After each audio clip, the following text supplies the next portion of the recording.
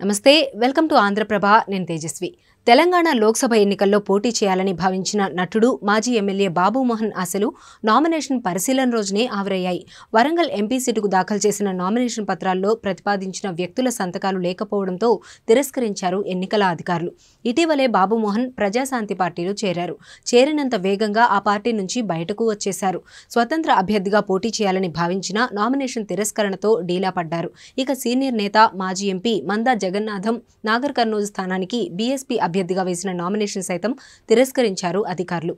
B Pharm జత చేయకపోవడంతో nomination తిరస్కరణకు గురైంది. ఇదిలా ఉంటే తెలంగాణలో మొత్తం 17 సీట్లకు 893 మంది నామినేషన్లు వేశారు. అందులో 267 మంది నామినేషన్లను అధికారులు తిరస్కరించారు. ఇక నేటి నుంచి నామినేషన్ల ఉపసంహరణ కార్యక్రమం కొనసాగుతుంది.